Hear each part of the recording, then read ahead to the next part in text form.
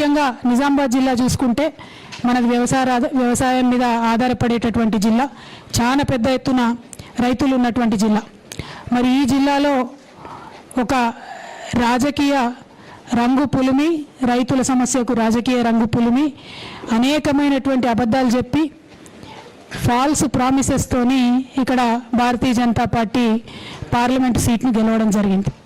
మరి parliament seat గెలిచిన తర్వాత నిజామాబాద్ ప్రజలకు కానీ నిజామాబాద్ రైతులకు కానీ చేసింది ఏంది అన్నది దయచేసి మనం ఆలోచించుకోవాలి. ఎందుకు ఆలోచించుకోవాలి అంటే, చాలామంది మీడియా మిత్రులు మీ అందరికి కూడా తెలుసు, ఇదివరకు నేను ఎప్పుడు నిజామాబాద్కి వచ్చినా మీరు నన్ను అడిగిండ్రు ఏమైనా మాట్లాడండి ఏమైనా చేయండి అంటే, సరే పొరపాటో గ్రాపాటో ఏదో ప్రజాస్వామ్యంలో గెలిచినటువంటి వ్యక్తులకు తప్పకుండా పనిచేసేటటువంటి అవకాశం ఇవ్వాలి, పనిచేయనియండి. ప్రజలు గెలిపించినారు, వారికి అవకాశం ఇద్దాము, వారు ఏం సాధిస్తారో చూద్దామని చెప్పి మనం వారి మీద ఇంతవరకు కూడా ఇప్పుడు నిజామాబాద్ పార్లమెంటు సభ్యుడిగా ఉన్నటువంటి అరవింద్ గారి మీద నేను ఇంతవరకు కూడా ఒకసారి కూడా మాట్లాడలేదు. అనేకమైన విషయాలు చెప్పి రైతుల్ని ప్రజల్ని మభ్యపెట్టడం తప్పితే సాధించింది ఏం లేదన్నటువంటి ఒక బాధతోని ఇవాళ జిల్లా ప్రజలందరికీ వాస్తవాలు వెల్లడించడానికి ముందుకు రావడం జరిగింది. మనము ఒక్కసారి ఆలోచన చేసుకుంటే 2014లో మీ దయతోని ఎంపీగా గెలిచినటువంటి నేను ఆనాడు పసుపు బోర్డు సాధిద్దామని చెప్పి అనేకమైనటువంటి కార్యక్రమాలు చేయడం జరిగింది. ముఖ్యంగా 2014 మేలో నేను ఎన్నికైతే జూన్ నుంచి మొదలు పెడితే, అదే నెల జూన్ నుంచి మొదలు పెడితే ఆల్మోస్ట్ 2018 జూన్ వరకు నిరంతరాయంగా కూడా అనేక కార్యక్రమాలు నిర్వహించడం, ఇవన్నీ కూడా మీడియా మిత్రులకు ఇవ్వడం జరిగింది.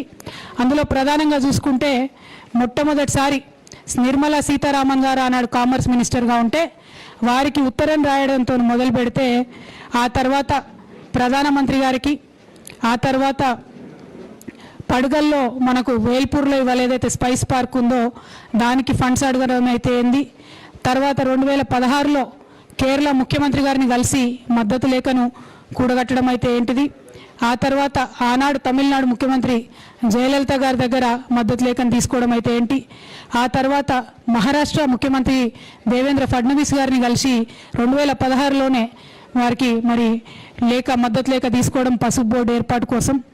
అదేవిధంగా 25/8 అంటే ఆగస్టు 25 నాడు 2016లో నరేంద్ర మోడీ గారిని మొత్తం నిజామాబాద్లో ఉన్నటువంటి శాసనసభ్యులందరం కూడా వెళ్ళి పసుపు బోర్డు ఇవ్వవలసిందిగా వారిని మొదటిసారి కలవడం జరిగింది. ఆ తర్వాత అదే సంవత్సరంలో 2016లో బాబా రామ్దేవ్ గారిని మన నిజామాబాద్ జిల్లాకు కూడా వారి సిఇఓను బాలకృష్ణ గారిని ఇక్కడ తీసుకొచ్చి మరి పసుపు కొనండి, మా రైతులందరికీ లాభం చేయండి అని చెప్పి రిక్వెస్ట్ చేయడం జరిగింది. ఆ తర్వాత వీళ్ళు ఎంత చెప్పినా వింటలేరు, ఎటువంటి సపోర్ట్ కూడా చేస్తలేరని చెప్పి 24/3/2017 నాడు మరి పార్లమెంట్లో ప్రైవేట్ మెంబర్ బిల్లు కూడా పసుపు బోర్డు చేయాలని చెప్పి ఆనాడు పెట్టడం జరిగింది. మరి అదేవిధంగా ఆ తర్వాత మళ్ళా నిర్మలా సీతారామన్ గారికి అనేకమైనటువంటి లేఖలు రాసి 2017లో బీజేపీ ముఖ్యమంత్రి ఉండే అస్సాంలో ఆయన దగ్గరికి వెళ్ళి మేమందరం కలిస్తే ఆయన కూడా తక్షణమే మద్దతు లేక గౌరవ ప్రధానమంత్రి గారికి పంపడం జరిగింది. అదేవిధంగా మళ్ళా ఒకసారి ప్రధానమంత్రి గారిని కలవడం జరిగింది 2017లో. అదేవిధంగా మన రాష్ట్ర ప్రభుత్వం నుంచి కూడా 2017లో పసుపు బోర్డు ఏర్పాటు చేయడం అని చెప్పి కేంద్రాన్ని కోరడం జరిగింది. అట్లానే 2018లో అప్పుడు మళ్ళా కామర్స్ మినిస్టర్ మారి సురేష్ ప్రభు గారు అయితే వారిని కూడా రిక్వెస్ట్ చేసి రైతుల కోసం ట్రైనింగ్ క్యాంప్ సపరేట్గా హైదరాబాద్లో పెట్టడం, అదేవిధంగా స్పైస్ డెవలప్మెంట్ ఏజెన్సీ క్రియేట్ చేయాలని చెప్పి రిక్వెస్ట్ చేయడం, ఇవన్నీ కూడా మొత్తం ప్రింట్అవుట్ డేట్లతో సహా మీడియా మిత్రులకు ఇవ్వడం జరిగింది. దీంతో జరిగింది ఏంది అంటే 2015లోనే అంటే 2014లో టీఆర్ఎస్ పార్టీ తరఫున ఎంపీగా నేను గెలిస్తే 2015లోనే ఫీల్డ్ ఆఫీస్ అనేటటువంటిది స్పైసెస్ బోర్డు నుంచి ఇక్కడ పెట్టడం జరిగింది. తర్వాత 2017లో స్పైస్ డెవలప్మెంట్ ఏజెన్సీని కూడా ఆనాడే ప్రకటించడం జరిగింది. అదేవిధంగా 2017లోనే డివిజనల్ ఆఫీసు నిజామాబాద్లో మన స్పైస్ బోర్డు నుంచి పెట్టడం జరిగింది.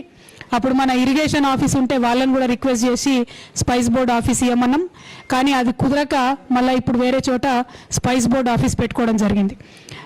ఇట్లా 2019 లోపలనే ఫీల్డ్ ఆఫీస్ పెట్టుకోవడం, స్పైస్ డెవలప్మెంట్ ఏజెన్సీ పెట్టుకోవడం, డివిజనల్ ఆఫీస్ తెచ్చుకోవడం, ఇవన్నీ కూడా జరిగినాయి.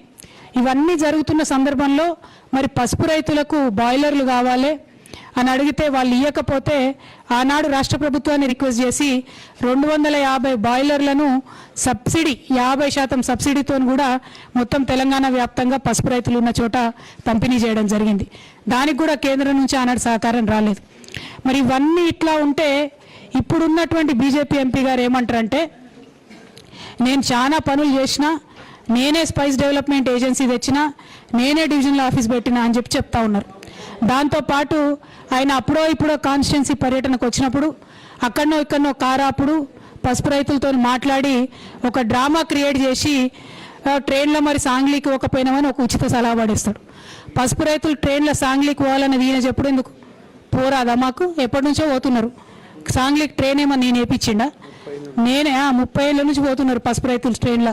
అటు పోవద్దు, నిజామాబాద్లోనే పెద్ద మార్కెట్ రావాలి, నిజామాబాద్లోనే పసుపు బోర్డు ఏర్పాటు అయితే ఈ సమస్యలన్నీ తీరుతాయని మనం అనుకుంటే ఉచిత సలహాలతోని ఉత్తుత్తి మాటలతోని అరవింద్ గారు టైంపాస్ చేస్తూ ఉన్నారు. అంతేకాకుండా మరీ దారుణం ఏంటంటే ఈ 3 సంవత్సరాల్లో ఖాళీగా కూర్చోకుండా అసలు ఈ అరవింద్ గారు చేస్తున్నది ఏంది, వీరి సంగతి ఏందని మొత్తం ఆర్టీఐ రిపోర్ట్లన్నీ కూడా తీయడం జరిగింది. దాంట్లో మనకు తెలిసింది ఏంది అని అంటే, ఈ 2020-2021లో మొత్తం స్పైస్ బోర్డు అనేటటువంటి ఇది ఏదైతే స్పైస్ డెవలప్మెంట్ ఏజెన్సీ అని పెట్టిరో దాని ద్వారా మనకు వచ్చిన బడ్జెట్ ఎంత అంటే 1,18,00,000. అదేవిధంగా 2021-2022 కలిస్తే 74 లక్షలు వచ్చింది. ఈ సంవత్సరానికైతే ₹1 కూడా పెట్టలేదు, పెట్టే ఆలోచనలు కూడా వాళ్ళు లేరు. అంటే మొత్తం దాదాపుగా 90,000 నుండి 1,00,000 మంది రైతులు మనకు పసుపు పండించే రైతులు తెలంగాణ వ్యాప్తంగా ఉంటే బీజేపీ ప్రభుత్వం ఈ గొప్ప ఎంపీ గారు అరవింద్ గారు సాధించుకొచ్చింది ఏంటంటే ₹2 కోట్ల కూడా కాలేదు. ₹1,92,00,000 మాత్రమే ఈ 3 ఏళ్లలో ఆయన సాధించుకొని వచ్చిండు. అంటే అది డివైడెడ్ బై మీరు 1,00,000 మంది రైతులు చూసుకుంటే జుట్టుకు ₹250 కూడా రావు. అంటే ₹150 లేకే అయ్యాయి ఢిల్లీ జాకే. కనీసం విమాన ఖర్చు కాదు, ఛాయ ఖర్చులకు కూడా సరిపోయినటువంటి పరిస్థితి ఇవాళ ఉన్నది. అంటే ప్రతి రైతుకి పసుపు రైతుకి మభ్యపెట్టి బాండ్ పేపర్ రాసిచ్చి మోసం చేయడం కాకుండా కనీసం ఆదుకున్నటువంటి పాపన పోతలేరు. అదే ఈ 5 ఏళ్లలో తెలంగాణ ప్రభుత్వం నుంచి 50,000 కోట్ల రూపాయలు రైతులకు మనం బదిలీ చేయడం జరిగింది. రైతు బంధు, రైతు బీమా ఇవాళ దేశంలో యావత్తు ప్రతి రాష్ట్రం నుంచి డిమాండ్ వస్తూ ఉన్నది. అంతెందుకు మన బండి సంజయ్ గారు ప్రజా సంగ్రామ యాత్ర అని ఆయన చేస్తూ ఉంటే రాయచూరు రైతులు వచ్చి ఆయననే అడిగినరు, ఇక్కడ ఉన్న కార్యక్రమాలు అక్కడ పెట్టించన్నా, అక్కడ మీ బీజేపీ ప్రభుత్వం ఉంది కదా అని. ఆయనకి ఏం చెప్పాలనో అర్థం కాక తోకముడిచి పోవాల్సినటువంటి పరిస్థితి. పేరుకే సంగ్రామ యాత్రలు, చేసేది ఏముండదు. నిజమైన సంరక్షణ తెలంగాణ ప్రజలకు చేసేది ఎప్పటికైనా గులాబీ పార్టీయే. కేసీఆర్ గారి నాయకత్వంలో ఉన్నటువంటి గులాబీ దండు అనేటటువంటి విషయాన్ని నిజామాబాద్ ప్రజలకు నేను విజ్ఞప్తి చేస్తూ ఉన్నాను. ఇవాళ అరవింద్ గారు 3 ఏళ్ళు కష్టపడి జుట్టుకు ₹250 తీసుకొచ్చిండంటే మరిగా బీజేపీ ప్రభుత్వం ఏం చేస్తుందో, ఎట్లా పనిచేస్తుందో దయచేసి రైతన్నలందరూ కూడా ఆలోచించుకోవాలని నేను కోరుతా ఉన్నాను. ఉచిత సలహాలు చెప్పి పైసలు ఇవ్వకుండా, మనకు మెషిన్లు ఇవ్వకుండా, పసుపుకు సంబంధించినటువంటి ఎటువంటి కార్యక్రమాలు చేయకుండా టైంపాస్ చేయడం అన్నది ఒక అలవాటుగా మారింది. ఏమైనా మాట్లాడితే ఎక్కడ రాసింది మీ ప్రభుత్వం, ఉత్తరం రాసిందా? రాయలేదు కాబట్టే పసుపు బోర్డు ఇస్తలేమంటాడు.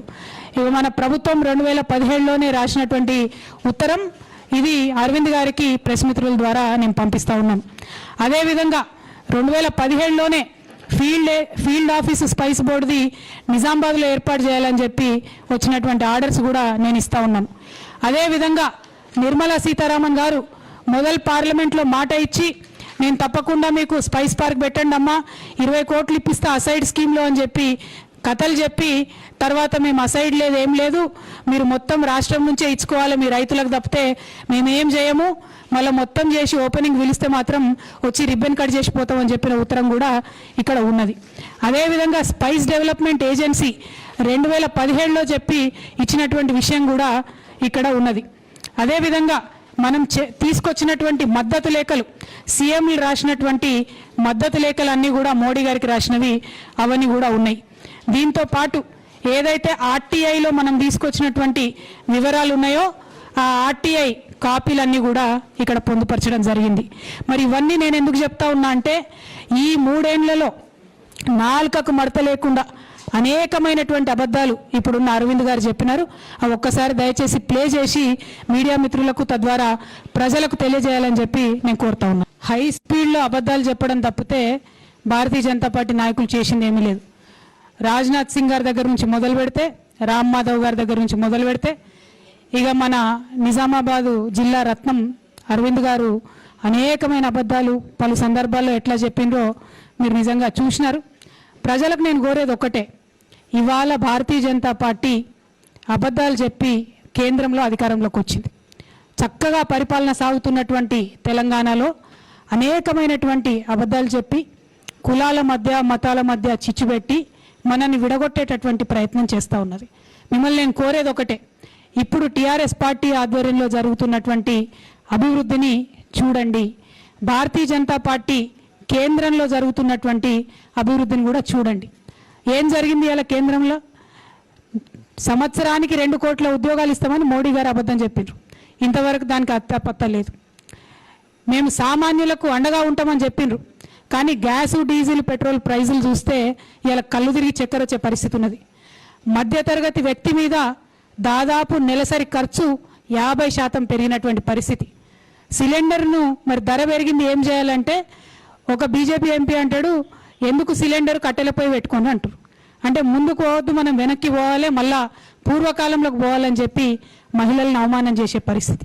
1 కాదు 2 కాదు, మీరు ఎందులో చూసుకున్నా, ఏ విషయంలో చూసుకున్నా, ఇంటర్నేషనల్ విషయాల్లో చూసినా, నేషనల్ విషయాల్లో చూసినా, రాష్ట్రానికి సంబంధించిన అంశాలు చూసినా, జిల్లాకు సంబంధించిన అంశాలు చూసినా, టాప్ టు బాటం అబద్ధాలు ఆడే పార్టీ భారతీయ జనతా పార్టీ.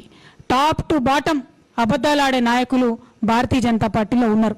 కాబట్టి ఇటువంటి అబద్ధాలను, మన మేలు కోరుకున్నటువంటి నాయకులను దయచేసి మీరు గుర్తించవలసిందిగా నేను ప్రజలందరినీ కోరుతా ఉన్నాను. ఈ సందర్భంగా అరవింద్ గారిని నేను ఒకటే డిమాండ్ చేస్తూ ఉన్నాను.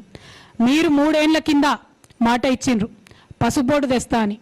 రైలు ఎక్కిందన్నారు, ట్రైన్ ఎక్కిందన్నారు, ఫ్లైట్ ఎక్కిందన్నారు. మేము డిమాండ్ చేస్తూ ఉన్నాం నిజామాబాద్ ప్రజల తరఫున, ఇంకా 2 సంవత్సరాలు మీకు పదవీ కాలం ఉన్నది, ఎప్పుడు తెస్తారు పసుపు బోర్డు? ఏం జవాబు చెప్తారు నిజామాబాద్ రైతులకు? ఆ విషయాన్ని స్పష్టంగా చెప్పండి. రెండవది, పసుపుకు మద్దతు ధర ఇస్తామని చెప్పిండ్రు, ఏమైంది ఆ విషయం? ఎప్పుడు మాట్లాడిండ్రు పార్లమెంట్లో? మీరు ఈ 3 ఏళ్లలో కరెక్ట్గా 5 సార్లు మాట్లాడిండండి అరవింద్ గారు పార్లమెంట్లో. పసుపు మాట అయితే మాట్లాడలేదు, పసుపు బోర్డు గురించి అడగలేదు, మద్దతు ధర ఇవ్వమని అడగలేదు. మన పసుపు రైతుల ఆత్మగౌరవాన్ని తీసుకుపోయి ఢిల్లీలో తాకట్టు పెట్టినటువంటి వ్యక్తి ఈ అధర్మపురి అరవింద్ గారు. వారిని నేను ప్రశ్నిస్తూ ఉన్నాను, ఇంకా ఎన్ని రోజులు అబద్ధాలు ఆడి పొద్దు గడుపుతారు? ఈ విషయాన్ని మీరు స్పష్టంగా ప్రజలకు చెప్పాలి. అదేవిధంగా ఇవాళ ఎర్రజొన్నకు మద్దతు ధర ఇస్తామన్నారు, ఏం జరిగింది అది? ఫార్మర్స్ ఇన్కమ్ డబుల్ చేస్తా అన్నారు, ఏం జరిగింది అది? ఎక్కడున్నది అది? నిజామాబాద్ ప్రజలకు జవాబు చెప్పవలసినటువంటి పరిస్థితి వచ్చింది, ఆ సమయం వచ్చింది. 3 సంవత్సరాలు ఇడిచిపెట్టినాం, పోన్లే ప్రయత్నాలు చేస్తారేమో అని. ఇప్పుడు మాత్రం ఇడిచిపెట్టేది లేదు. అరవింద్ గారు, మీరు ఢిల్లీలో పోయి మోకాళ్ళ యాత్ర చేస్తారో, మీ పెద్ద నాయకుల దగ్గర మోకరిల్లి పసుపు బోర్డు సాధించుకొని వస్తారో, ఏం చేస్తారో చేయండి, కానీ బాండ్ పేపర్లో చెప్పినట్టు పసుపు బోర్డు పట్టుకొనే రండి. లేకపోతే మాత్రం ఏ గ్రామానికి పోయినా, ఎక్కడికి పోయినా అడుగడుగునా నిలదీస్తాం, ప్రశ్నిస్తాం అనే విషయాన్ని తెలియజేస్తూ, ఇన్ని రోజుల తర్వాత కలిసినటువంటి మీడియా మిత్రులందరికీ కూడా మరొకసారి నేను ధన్యవాదాలు తెలియజేస్తూ ఉన్నాను. ఇక ఎన్ని చూపించాలని, ఎన్ని అబద్ధాలు ఆడిరు వాళ్ళు? స్పైస్ బోర్డ్ అని అపార్ట్మెంట్లో పెట్టిండ్రు ఒక చిన్న ఆఫీసు. కరెక్ట్ అక్కడ 4 నీలకమల్ కుర్చీలు ఉన్నాయి, 4 నీలకమల్ కుర్చీలు, 2 మనుషులు. తెచ్చిందేమో 1,92,00,000, రైతుకు 150 రూపాయలు ఎక్కాయి. ఇది పసుపు బోర్డు, పసుపు ఏజెన్సీ వాళ్ళు మాట్లాడే మాటలు పచ్చి అబద్ధాలు. దీనిలో చూపించడానికి ఏమీ గర్వకారణం లేదు. ఇంత కొడితే ఈ 3 ఏళ్లలో అయింది ఏంటంటే, మ్యాక్సిమం ధర వచ్చింది 9,000 రూపాయలు వచ్చింది పసుపుకు, మినిమం ధర 5,000 వచ్చింది. అది ఎవరం ఏం చేసినా చేయకున్నా 3 ఏళ్ళకు ఒకసారి పసుపు బంగారం అవుతుందని మొత్తం మన నిజామాబాద్లో అనుకుంటూనే ఉంటారు రైతులు. అదే ఇవాళ జరుగుతుంది తప్పితే కొత్తగా వీళ్ళు చేసింది ఏమీ లేదు. ఒక ట్రైన్ వేసింది కానీ, ఒక కొత్త విషయం చెప్పింది కానీ ఏమీ లేదు. ఈ ఆర్టీఐ కాపీలన్నీ కూడా మీకు ఇవ్వడం జరిగింది. దయచేసి పత్రికా మిత్రుల్ని కూడా నేను ఈ సందర్భంగా ఒకటి కోరుతా ఉన్నా, ప్రభుత్వంలో కేవలం టీఆర్ఎస్ పార్టీ మాత్రమే కాదు, కేంద్రంలో బీజేపీ కూడా ఉన్నది. కాబట్టి వారిని కూడా మీరు ప్రశ్నించాలి. నిజామాబాద్ ప్రజల తరఫున, నిజామాబాద్ రైతుల తరఫున పసుపు బోర్డు ఎప్పుడు వస్తుందని దయచేసి ఎంపీ గారిని అడగవలసిందిగా పత్రికా మిత్రులందరినీ కూడా కోరుతూ మీ దగ్గర నుంచి సెలవు తీసుకుంటారు. మన నిజామాబాద్లో local body MLC press meet పెట్టిందంట. ఆ మేడం పెట్టి ఏమేమో మాట్లాడింది. నేను చూడబుద్ధి కాక చూడను ఆ వీడియోలు. అయితే మీడియా మిత్రులు కొన్ని పంపినరు. మా పిఏ చెప్తే పిఏకి పంపితే పంపినరు ఏమేమి మాట్లాడిందో చూసిన. రైతుల సమస్యలు ఉన్నాయి అందులో, కాబట్టి రియాక్ట్ అవుతున్నాము. లేకపోతే ఆమెకి రియాక్ట్ కావాల్సిన అవసరం కూడా లేదు. అది కూడా మా పిఏ ఏమంటాడంటే చాయ్ తాగుకుంటే తీసేయండి సార్, మళ్ళీ వారి తర్వాత టైం వేస్ట్ ఎందుకంటున్నాను. ఇక ఈ 70,000 పుస్తకాలు చదువుకున్న ఆయన బిడ్డే ఏమడిగిందని తెప్పించి చూసిన. అడిగిందేమో నిజామాబాద్ పసుపు రైతుల కోసం అని అన్నది. జగిత్యాల లేరా, ఆదిలాబాద్లో లేరా, నిర్మల్ల వరంగల్లో లేరా? సరే, ఆమెకు తెలియదు అనుకుందాము. ఆమె నిజామాబాద్ లోకల్ బాడీ ఎమ్మెల్సీ. రెండోది, ఈమె అడిగింది పోయిన సంవత్సరం.